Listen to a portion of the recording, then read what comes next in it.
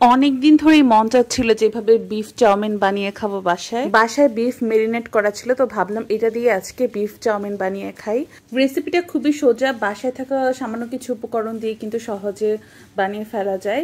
সেই রেসিপিটাই আপনাদের সাথে আজকে শেয়ার করব। আপনারা কিন্তু অবশ্যই ট্রাই করবেন, আর ট্রাই করে আমাকে জানাবেন যে কেমন লাগলো। পানি হচ্ছে গরম হয়ে আসছে, এখানে আমি একটু তেল দিয়ে দেবো যাতে নুডলসগুলো একটা একসাথে না লাগে। ভালো করে মিক্স করে দিই। এখানে হচ্ছে যে ড্রাগন নুডলস আছে দুইটা, এই দুইটা দিয়ে এখানে হচ্ছে আমি এক প্যাকেট দিয়ে দিলাম। তো এখন হচ্ছে সেকেন্ড প্যাকেটটা দিয়ে দিচ্ছি।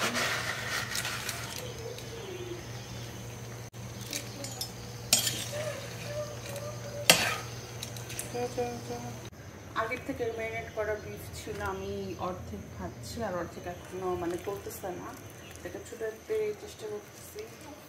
এটা অনেক জোরে জোরে করে ছুটাচ্ছি, ছুটানোর পরে হচ্ছে এটাকে হচ্ছে ডিপ ফ্রাই করে দেবো। আজকে যে বিফ চাউমিনের জন্য এটা লাগবে। অনেক জোরে জোরে করে আবার একটু আলাদা করতে আপনার এটাকে ভেজে করবো।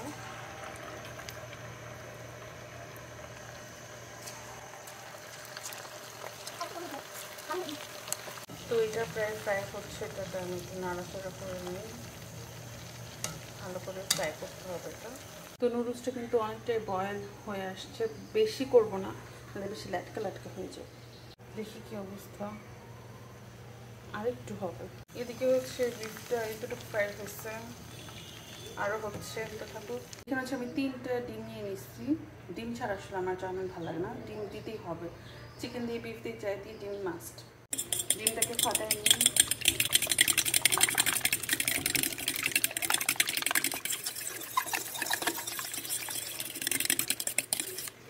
এখানে হচ্ছে আমি গাজর কেটে রাখছি এরকম চিকন চিকন শলা শলা করে।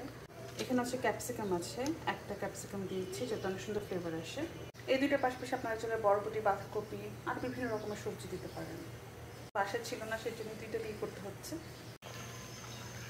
এটা প্রায় হয়ে গেছে, এখন এটাকে ছড়াই নিব। তো এটা হচ্ছে আমি একটু পানি দিয়ে ঠান্ডা পানি দিয়ে ধুয়ে নিব, অনেক ছোটো একটু ময়লা থাকতে পারে। বড় কড়াই বসে দিলাম, এখানে হচ্ছে তেল দিব, এর মধ্যে এখন ডিমটাকে ভেজে ফেলবো। গরম হয়ে গেছে, এখন ডিমটা দিয়ে দিব, নাড়াবো ভালো করে। একটু বেশি ঘুরি ঘুরি করবো না।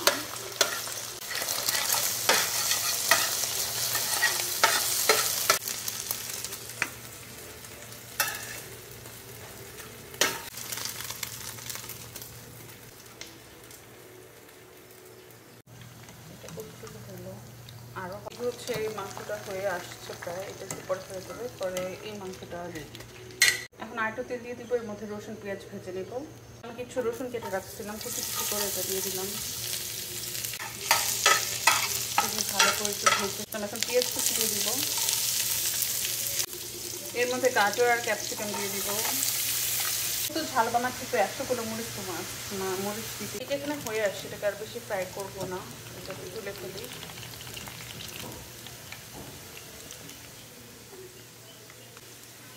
হয়ে গেছে মাংস ভাজা। এখন এখানে দিয়ে দিব সয়া সস, জাস্ট চোখের আন্দাজ। এখন হচ্ছে মধ্যে দিয়ে দিব আমি ভিনেগার, এটাও অল্প একটু দিব। দিব হচ্ছে ওয়েস্টার সস, তো চাউমিনে দিলে অনেক মজা হয়। তারপর একটু ভালো করে নাড়ায় চাড়ায় নিই।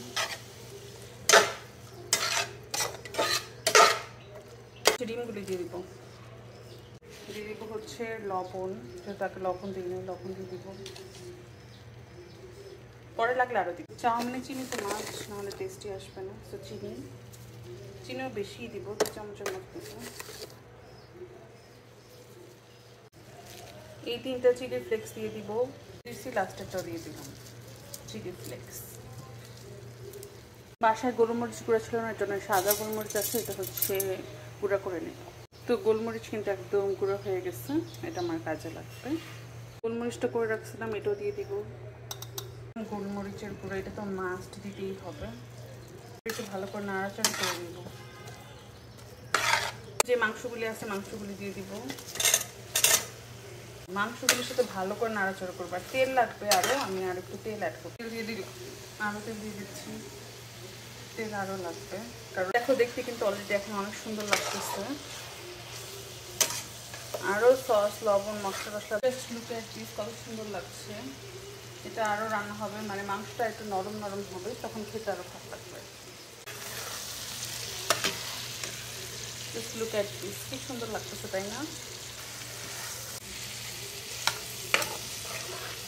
এখন এখানে টমেটো সস দিয়ে দিব, অনেকটা দিতে হবে, সস ছাড়া একদম মজা লাগবে না।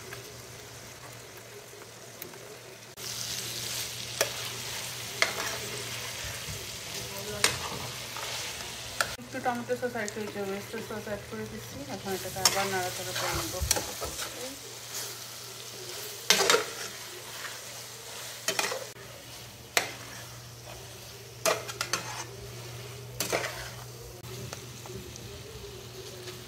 চাইলে এটা হচ্ছে ফ্রাইড রাইসের সাথে খেতে পারবেন, এটা এতটাই মজা হচ্ছে। যে নুডলসটা ঝরে রাখছে, এখন নুডলসটা দিয়ে দিব এটা। এই যে গরম, এটা ঝরঝরাই আছে, হাতে নিতে পারছি না আমি।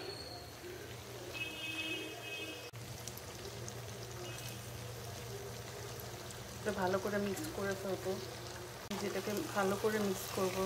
আমার 2টা চামচ লাগবে এটা মিক্স করতে, তো আবার মিক্স করে আসতেছি আমি। তো এটাকে আমি এখন মোটামুটি মিক্স করছি, আরও মিক্স করতে হবে।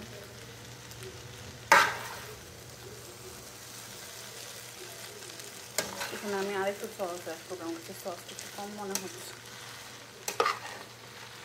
লবণটা একটু টেস্ট করে দেখবো যে লবণটা ঠিকঠাক আছে নাকি।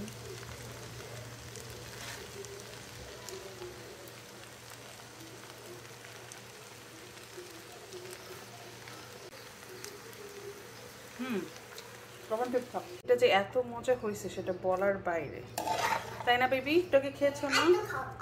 দাঁড়াও ভালো করে মিক্স করে নিই।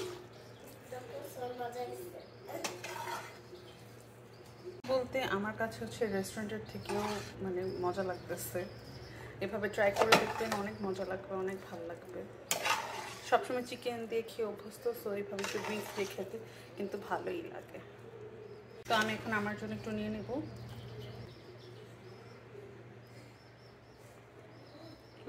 কি খাই আমি,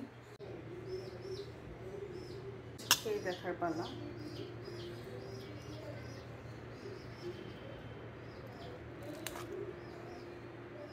সেটা আমি খেয়ে দেখবো।